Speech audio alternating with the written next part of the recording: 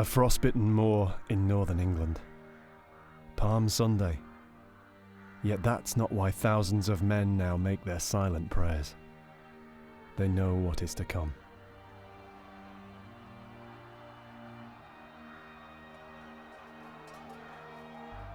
Through the swirling snow, they will fight and bleed and die in one of the savagest days in the entire blood-soaked history of Britain. The year is 1461, and the Battle of Towton has begun.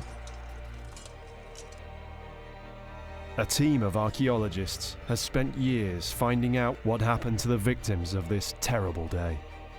Chivalry certainly didn't exist. A battlefield is like a multiple murder scene. Now they're attempting to discover how King Richard III himself laid memory to the fallen. That indicates that it's absolutely of that time. And see what remains of the chapel he created in tribute to the men who died for the House of York in the Wars of the Roses.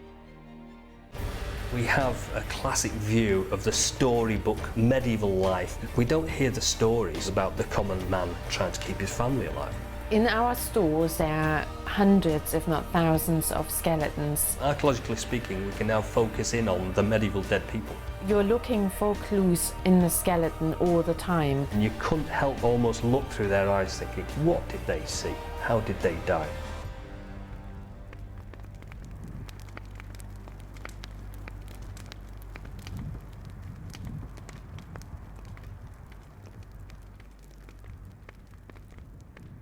So followed a day of much slaying between the two sides. And for a long time, no one knew to which side to give the victory.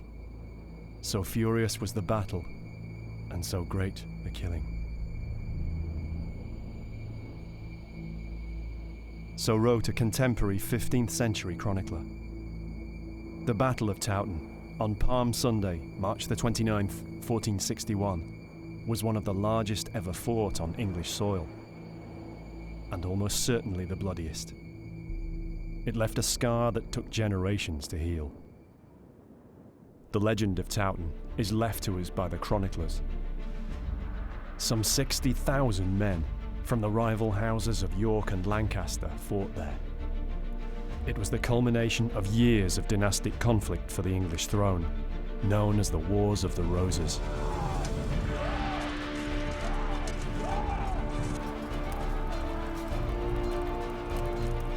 The bitter hand-to-hand fighting lasted many hours in freezing conditions until the Yorkists won a crushing victory. As night fell, 28,000 men lay dead or dying.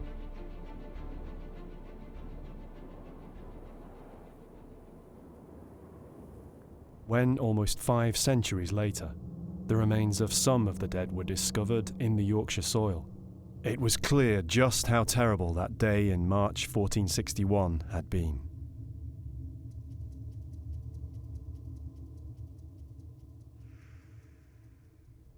I think the only time I've ever imagined what it was really like in the medieval world was when I found that mass grave full of soldiers. And it was so obvious, it was so apparent how much these people had suffered, that as I was literally troweling away at these people, you just could not help but thinking, good grief, these people suffered so much. That was not a good way to die. The victory at Towton brought Edward IV to the throne and ensured Yorkist dominance for many years, until the wheel turned once more and the dynasty was brought to an end in 1485 with the defeat of Edward's brother and successor, Richard III. Whatever else the reputation of England's most controversial monarch, it seems Richard never forgot the sacrifice so many made on the battlefield that saw his brother become king. Nothing remains on the surface now to mark the battle. The stone cross is a 20th century addition, yet Richard III himself is said to have been in no doubt as to how important Towton was to his family's cause. It meant a lot to Richard III because his brother was made king here. Now this was the place where the Yorkist dynasty formulated all their ideas and their hopes and wishes and became the kings of England. They were the Edward IV, Richard III, and so this place was everything to them. On becoming king, Richard immediately set about commemorating the sacrifice of the Yorkist soldiers. Richard wanted to put this in stone. He wanted to build a memorial chapel, and in the village of Towton he did that. He raised this lovely, apparently gorgeous chapel, very sumptuous it's said. Yet of this sumptuous chapel, it seems there's now no trace. It's one of the greatest riddles of the whole Towton story. One of the remaining mysteries about the Battle of Towton is connected with the memorial chapel. The trouble is, we don't know where it is. For such a grand structure that meant so much to the Yorkist dynasty, how can it disappear completely? And that's one of the things we needed to find out. Where had the chapel gone to? Archaeologist Tim Sutherland is determined to solve this centuries-old mystery. He's been linked with the story of Towton for almost 2 decades. It all began in 1996, when he was called in after developers working at Towton Hall made a grisly discovery. We were very fortunate in Towton in that when a building was being replaced, they dug new foundations and they dug deep enough to actually uncover human remains. The builders had discovered the last resting place of some of the Towton dead. The only mass grave from a medieval battle yet found in Britain. These things are incredibly rare. A lot of mass graves are buried very deeply under the soil. Usually they're buried in places where they are not going to be disturbed. There were approximately 50 skeletons in the grave, each one a snapshot of life from half a millennium ago. Time was limited. There were just 5 days in which to carry out an excavation. A team of archaeologists from the University of Bradford was called in, including Tim Sutherland. Those skeletons really brought home what a rough life it was. You could see by the physique of the people, they were really robust people. They were very strong, and of course you had to be. They were working on the land. They were doing physical, hard manual labour a lot of the time. They were tough people compared to us. These people had been killed fighting or had been caught up in a fight, so they had evidence of extensive trauma, head wounds and wounds to the body. The weapons, the arrowheads, for example, still exist and still lie in the soil. Working with Tim to help find these traces in the Towton soil was metal detector expert Simon Richardson. A metal detector is a perfect tool. It's the eyes under the ground, if you like. Simon has decades of experience in metal detecting, and he works alongside archaeologists, adding an extra layer to remote sensing surveys. I know the archaeologists have their geophirs and the magnetometers, but the metal detector for me goes one step further. I can find minute objects, things like arrowheads, coins. I can cover a lot of ground fast, where it could take archaeologists weeks, months, even years to find the artefacts, to find things I can find with my metal detector. And then I would complement their survey once they started digging. Simon had already spent many years developing his skill on all kinds of sites, including medieval battlefields. If you're on a medieval site, you never quite know what's going to come up next. And it can be absolutely thrilling. Over the years, Simon has found a wide array of artifacts from Towton, each one carefully GPS logged. This is the sword shape. It would have gone on the end of a leather scabbard from a medieval sword. It has like almost filigree work at the top, decorative pattern, but that has been cut through with a fine-edged weapon. You see where the blade has stopped there. So this has probably been on the end of the scabbard alongside somebody's lower leg, and somebody's taken a swipe at it with a sword and actually cut the artefact through, and probably the chap's leg as well. Many of the finds are grim reminders of what men faced on the day of the battle. Yeah, this is what a medieval bowman would have shot in the heat of battle. So this particular arrowhead, I could say for certain, has been stuck in a body, and the body's rotted and the arrowhead's fallen out, with a large number of other ones. From the recorded positions of the artifacts, Tim has been able to build up a detailed plot of exactly where the main contact areas were during the battle. It was the first survey of its kind in Europe, and it enabled Tim to interpret the events of that day in 1461. It's difficult for us to imagine what a medieval battle was like. We're quite soft in the great scheme of things. We do not attack each other with big clubs or with big machete type implements. And so of course we grew up with a very safe feeling. But in the medieval period it was different. Medieval battles were relatively common, or medieval conflict was at least. So you've got the formal Lancastrian army here, lined up behind us here. We've got the formal Yorkist army lined up on that ridge. The Yorkists slowly move forward, but in line. The battle began, with both sides unleashing thousands of arrows. Because the wind is in the Yorkists' favour, when the Yorkists lose their arrows, they go further and actually manage to hit the Lancastrian soldiers.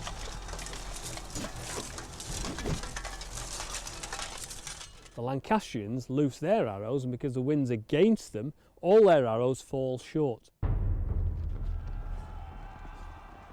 It's quite a major tactical achievement. If you can get your enemy to move away from their standing position, they're almost certainly going to lose.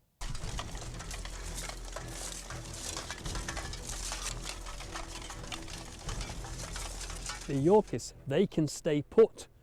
The Lancastrians can either withdraw or they can attack. And at this point they are numerically superior, so they decide to attack.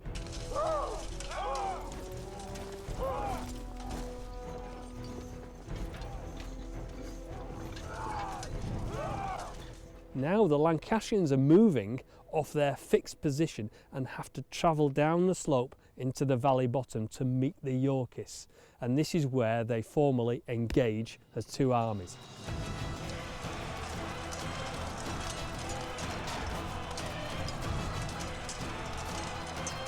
The deadly stalemate continued until late in the day, Yorkist reinforcements arrived and tipped the balance against the Lancastrians, who finally broke and fled. The whole of the landscape is just full of people fleeing off the battlefield in all directions. Some people tried to get to Tadcaster, to the river crossing. Some people just tried to make it through all the marshes, across all the rivers. From here onwards, you're getting people being hacked down in the landscape. Everything was decimated. The people were being killed, the houses were being burnt, everything was being looted. It's possible that the men buried in the mass grave were killed during the chaos and carnage of the rout. It was in this war-ravaged landscape that Richard's new chapel once stood. It's a huge area though, and trying to find buried remnants of a single building could be difficult. Tim's been surveying this landscape for years now, so with magnetometry and geophysics, he's gradually built up a picture of what lies beneath the surface. Matching this with documentary accounts, he's found that at the time the chapel was built, Richard III also sanctified this area of the battlefield. Some of the dead were cleared off the middle of the battlefield, again very soon after Richard became King of England. And he did that presumably to sanctify the ground, take the burials off the unconsecrated ground of the battlefield and put them here in an area we know was consecrated ground, because there was a chapel here before the Battle of Towton. Chapel Hill seemed at first to be the right place to look, but it turned out not to be as simple as that.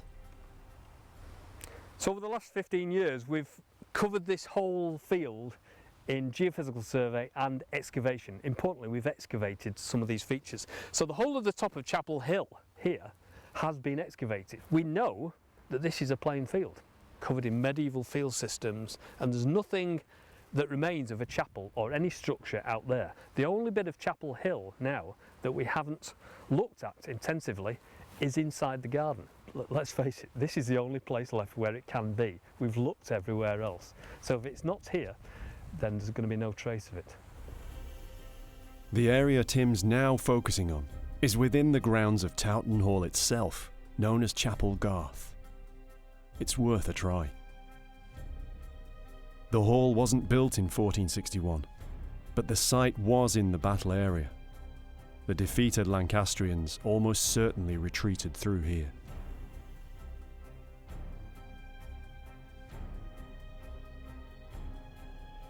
To help out, Tim has enlisted Helen Goodchild from the University of York. She'll carry out a ground-penetrating radar survey to try and give an idea of where to dig. It's not the first time Tim has carried out archaeology at the hall. In 2002 and 2006, more burials were found. He and Simon dug beneath the building itself to recover the skeletons.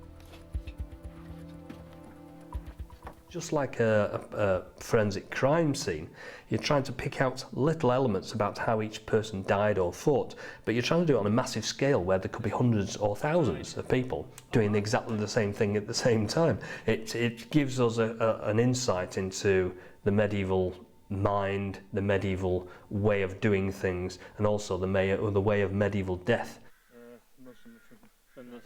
I think the important thing for me when we analyse, for example, a medieval skeleton is to give them something back. They have probably given everything they had for somebody else. At a moment's notice, in theory, your lord could come and say, right, excuse me, we're going to war. Drop your farm tools and off we go. And it was a rough existence for most people, actually. Still more burials were found under the driveway at the front of the hall. Throughout the project, every skeleton was painstakingly removed and conserved by trained osteologists. Marlin Holst was there right from the start.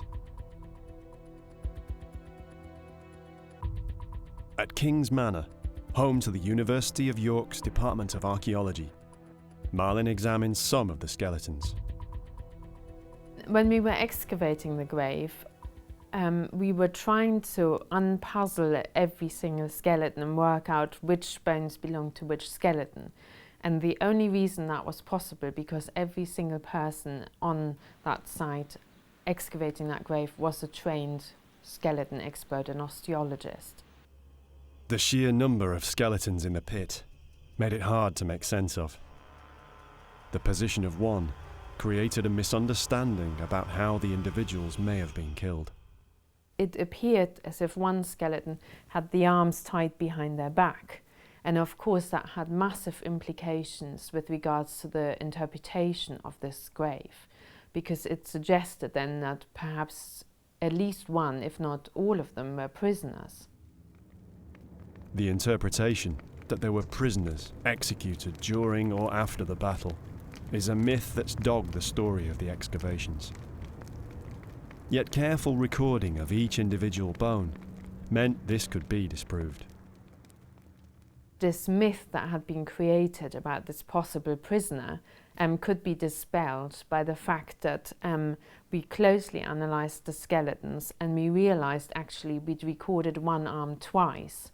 And one of the arms of this individual that looked as if he'd had the arms tied behind his back, one of those arms actually belonged to somebody else and had therefore been recorded twice. So that myth was completely destroyed. Analysis showed, though, that almost every skeleton carried some evidence of violent injury, the grim reality of the medieval age of chivalry.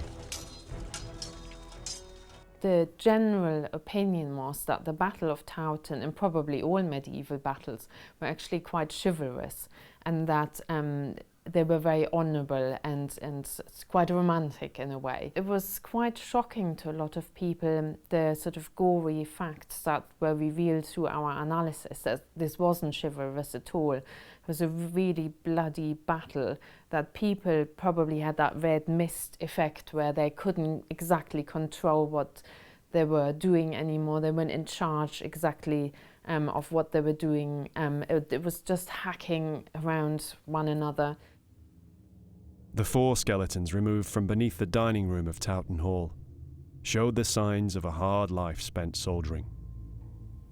Most of the individuals who we've analysed from the Battle of Towton were aged usually between sort of 18 and 45. This individual here was buried in a grave on his own.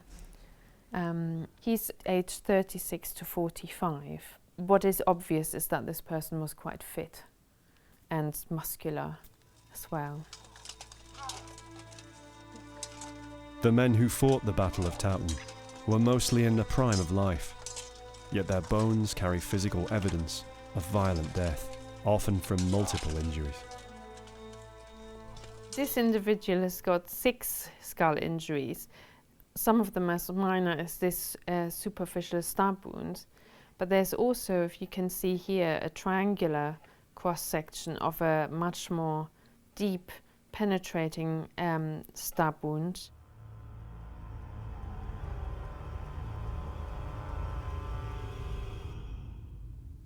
And then a large cut here, which you can see has entered this area. And all of these have caused fracture lines that are emanating from them. If you turn the skull around, you can see that there's another stab wound here and another cut wound here in this area. So this person had a blow to the left side of the skull, probably 3 stab wounds to the back of the skull, and 1, 2 large cuts to the back and side of the skull as well.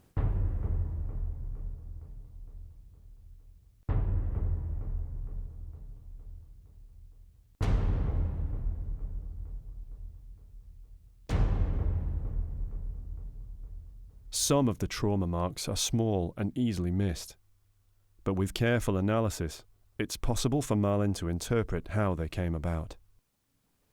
So there are actually 2 parallel cuts into this pelvis. We've got a little mark here on the inside of the pelvis, and if we turn this bone over, we can see that there was probably a blade or perhaps even an arrow that went into the left side of the hip and penetrated the bone.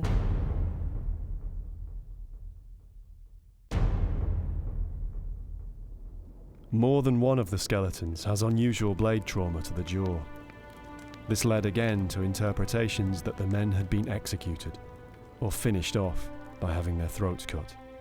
So this individual has actually also got a cut there on the jaw in exactly the same place as the previous skeleton, but a much deeper cut that's actually come from the sort of front and the side, and then bone has splintered off upwards and downwards on the lower jaw.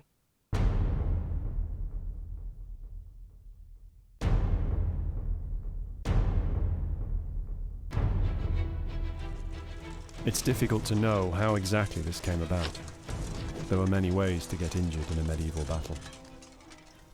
The other trauma this individual suffered is not as obvious as in the first skeleton, but he actually has just this area here which is affected, caused by a blunt instrument, and therefore just the impact through head protection.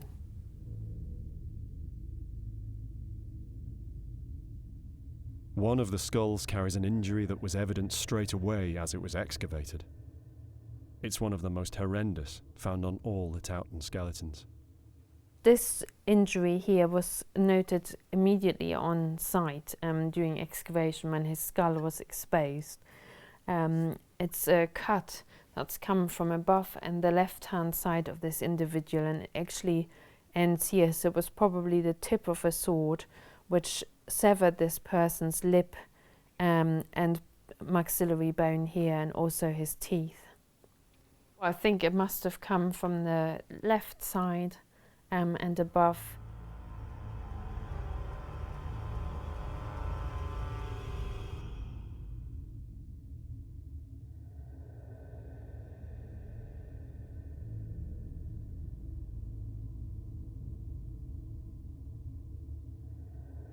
Marlin also found that some injuries seemed to have happened even without the impact of a weapon. These men may have led hard lives and been used to fighting, yet this didn't stop them experiencing terror in a battle like Towton. So this person has fractured the first molar in their mouth, and this has occurred before death. And when we spoke to soldiers who would currently be fighting, they said that in the midst of battle they clenched their teeth to such a degree that it actually causes fracturing of the crowns of the teeth. Of these 4 skeletons, 3 had been buried together in a triple grave. It seems possible that brothers, sons, fathers or cousins may have faced battle together that day in the snow.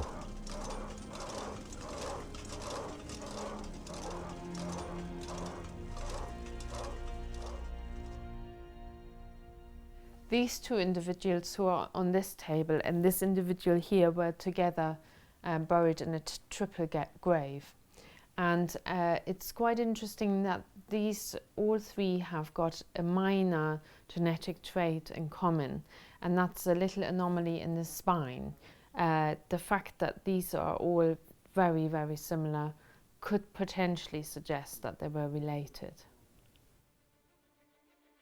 Back at the hall, the remote survey around Chapel Garth is complete.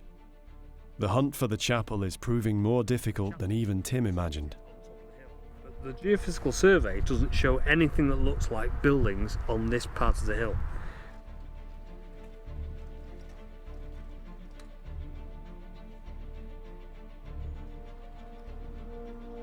There's one last place he wants to look. The radar survey showed up a small anomaly under the garden at the front of the hall. Now, with all the other options exhausted, he tries one last throw of the dice. The only place it can be is very close to the Towton Hall, the present building. And so by carrying out the survey in the very close proximity to the hall, hopefully we'll find some evidence. The survey data shows what might be building remains, but they might also just be old flower beds. The only way to find out is to dig. Simon joins up again with Tim to help. They're working right by where some of the skeletons were found. Yeah, I worked on the battlefield for 35 years.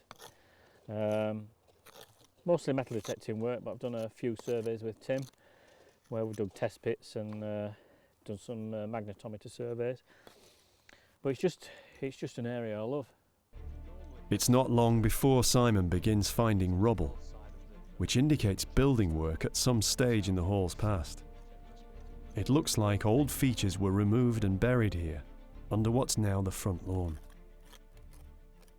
Everywhere we've dug, there is like a lens of this rubble material that's been spread over the whole site. Imagine a modern building site, what they do is they come in, they dig the foundation trenches, and anything that's around that they dig through to make the foundation trenches just gets spread around on the surface. And then what they do is they put the modern building inside the foundation trench, they level it all off, and then they come around and cover it all in topsoil so it looks pretty. So one of the demolition layers gets spread around the whole of the area of Towton Hall, and that includes some of the moulded plasterwork from some of the ornate rooms inside the hall, and then you'll get some stonework where they've knocked through walls or demolished walls and then rebuilt them.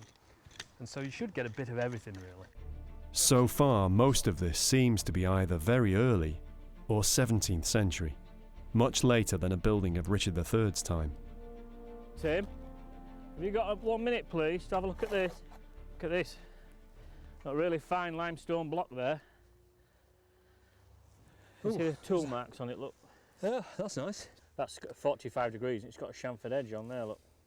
See the chamfer? Yeah. That's really fine limestone. So this is more of the stuff we're looking for. Yeah. The fact that it's squared off and it's been tooled. It's more of the quality we're looking for. Early, but that looks very We've got good. another block there as well, look. That looks nice. Yeah. That's really fine, is that? Mind, It's it could not just been be a finished, win. has it? It's not been polished. They've still got the tooling marks going across there. So a chisel just goes like this, and then they polish it until it gets like that. So it's nice and smooth, and they've taken all the tooling marks off. So we're getting some real good, different type of quality building material again. Yeah, definitely.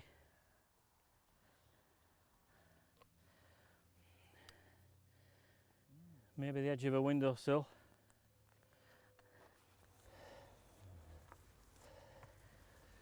But that's without a doubt a nice piece of tooled corner there. Excellent. Oh God, he's still going down.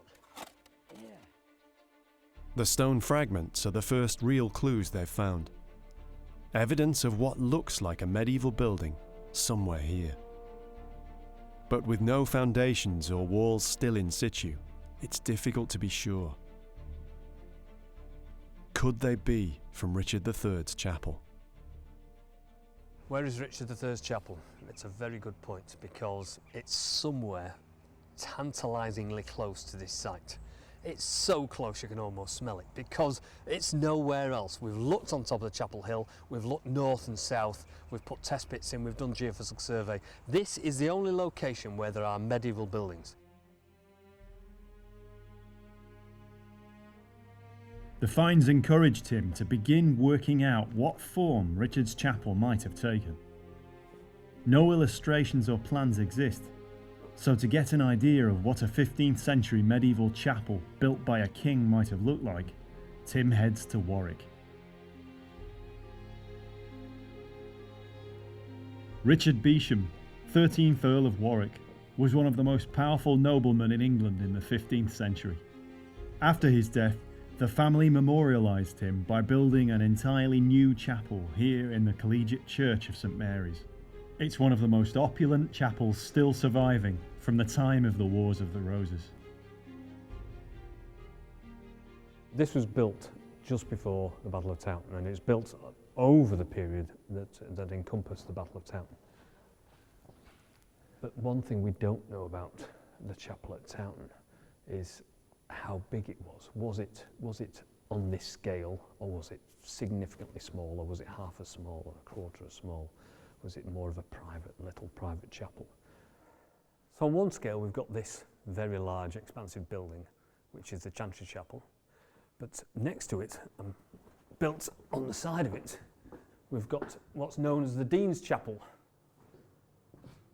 And this is on the other scale, and this is all you really need to say prayers for the dead. The quality screams at you, in which case we need to consider how this fits in with our story at Towton, because obviously we've got what is essentially a royal chapel, where Richard III commissioned the chapel at Towton. Are we expecting something along the size and scale of this here? And it's almost inconceivable that something like this could disappear and nobody would ever see it again. So is it considerably smaller? We've got a very small private chapel attached to the Beauchamp Chapel here, which is basically enough room for a priest to say prayers, which is all you really needed if you are saying prayers for the dead continually, which is what a chantry chapel is supposed to be all about. So we're somewhere between the two. We've probably got quite a largish chapel somewhere at Towton that's disappeared. But it's somewhere between this grand building and the little private chantry chapel there. To try to narrow it down between the two, Tim needs some expert advice. At King's Manor, Anthony Massington checks out the finds. He's a buildings archaeologist and specialises in the techniques and styles used in medieval stonemasonry.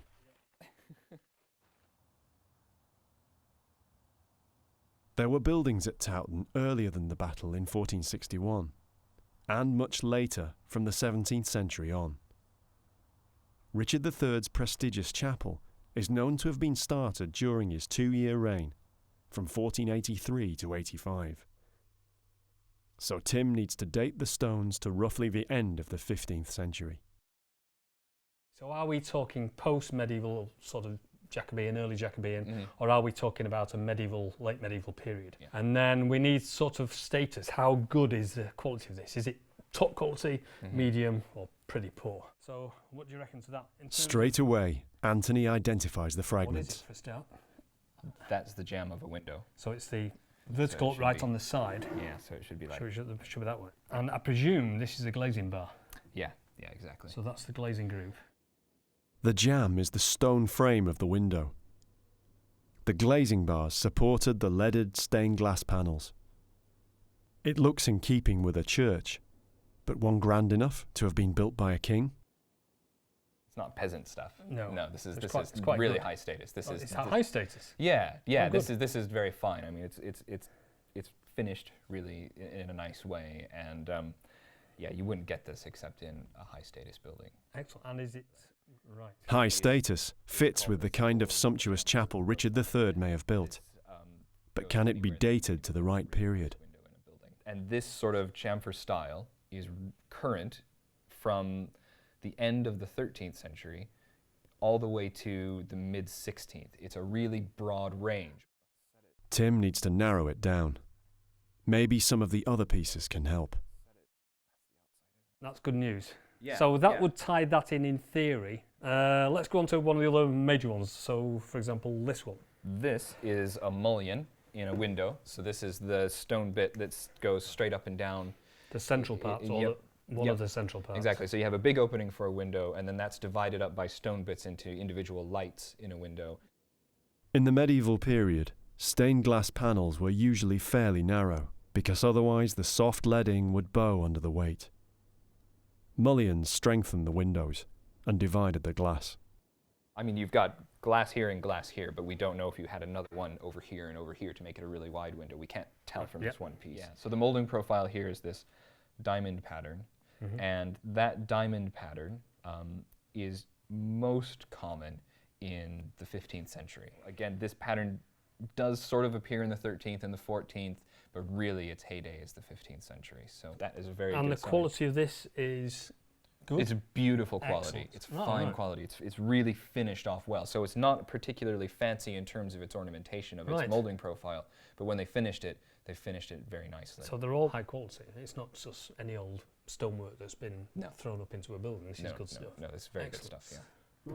The fragments seem to fit with a building of the chapel's status, But one thing you can say about and Anthony can detect more clues from their condition. I presume is lime mortar. Chris, I mean, this is as nice as the day it came off the sort of, the day the mason finished with it. Yes. And then they put this nice, lovely, very thin skim on so that it could either be just stand there and be white to be very nice, or be painted. So this is the side that's being presented to people inside. Right. Whereas if you look on this side, That's interesting then. That's definitely rougher, isn't it? this I is mean, it's- much rougher. This has been sitting outside for a little while. If this is Richard's chapel, then this was built in 1483, 1484. There's much evidence here that indicates that it's absolutely of that time. The evidence points to the right date.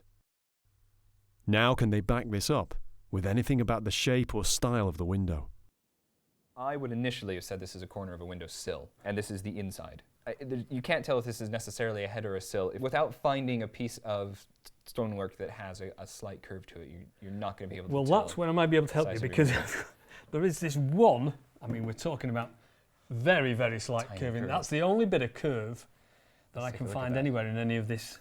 No, my initial feeling on this one is that that's been cut that way. That's Right. tooled Oh. off. Because I think I'm seeing a little bit of tooling. And then we can Right, tell but you that may what that came be from. a part of the upper framework of a Yeah. curved Yeah, window. yeah, it's so Right. nicely finished here that I'm pretty sure that's intentional. The fragment seems to hint at arches, though just how tall or wide the whole window was can't be judged without more evidence.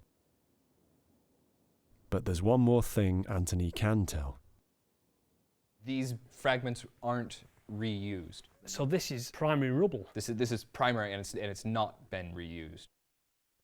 Primary 15th century stonework, not broken up for walls or infill, nor as weathered as might be expected if it had stood for hundreds of years in the elements. Tim begins to suspect what might have happened to the chapel. I'm pretty certain that this ties into a period of the hall when it was renovated in the 19th century. Now this is the tricky bit, because this suggests that somewhere there was an upstanding chapel that was renovated and knocked down in the 19th century. We don't have that, so we've got a problem there. Unless, of course, we're talking about a building that just got buried within another building. Is that possible? Those sorts of buildings are really ephemeral and they get repurposed, and then once they get repurposed, fragments of them can hang around for centuries, and bits of them will come out as a building gets renovated. So it's entirely possible that somewhere in the core of the present building, you've got the chapel. Towton Hall first appeared sometime in the 17th century. Then it was changed and expanded over the years into its current form. If it were built over a chapel, you'd expect it to follow the normal church alignment east-west. Yet that isn't the case here. The other problem I've got is the orientation of the present hall is distinctly north-south. Again, what frequently happens is that when a building is repurposed after the sort of Reformation period, their focus literally gets shifted around. So if you've got a chapel, then frequently what will happen is that the building will start to sort of grow off of that east-west, north-south. And then if you happen to sort of leave a little bit sticking out, it's very common that in renovation they'll just lop that off and suddenly turn an east-west building into a north-south building. If the chapel somehow survived, still standing within the footprint of what's now Towton Hall, then where is it? Tim goes back to the evidence of the mass graves and the other burials around the hall. Maybe they can help him find the chapel. If I didn't know the sort of when those burials were from, I would say that those burials are younger than the house. Yes. Because they're in alignment with the house. Yes. Now the burials would have been put in alignment with any sort of chapel that would be on this site. I've never seen a building follow a burials alignment, a skeleton's alignment, but I've seen lots of buildings following the alignment of an older building that they're building on top of. The three things that leapt out at me when I looked at this plan. The first thing is that the house respects the alignment of the burials.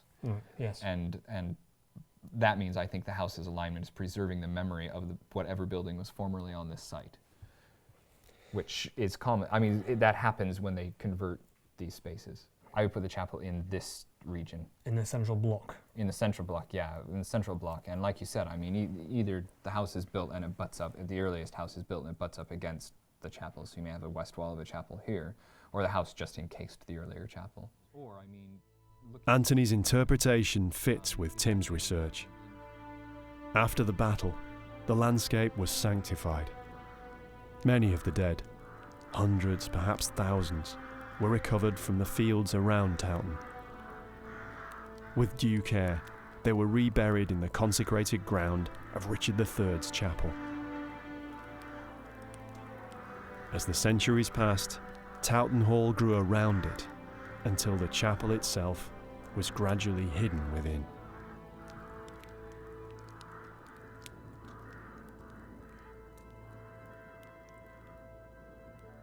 It's not on Chapel Hill, it's not in the gardens, it's not around the hall, it's actually partially inside the hall, and therefore the evidence we've been looking for is actually inside all the data that we already had, all the, yes. the whole buildings. Mm-hmm. So for the last 15 years we've been looking for something and it's been there in the one location where there is still a standing structure. Yeah. So this answers one of the main questions about where Towton Chapel went to. The fact is, it didn't go anywhere. It's still there. It's still there, still inside the hall. Yeah. That is unbelievable. So that's 15 years of work. You've learned a lot about the context, though. Exactly. So now we know the been landscape fruitful. it's in, and this is, at the moment, the summation of all this evidence. So it really does tie into the fact that it's a Richard's Chapel is now possibly still existing to a small or greater degree in and around Towton Hall. Yep. Thank you very much. You're That's very been welcome. absolutely fantastic. The years of careful detective work have paid off. It seems likely now that Richard III's chapel, so long lost to history, may have been there all the time.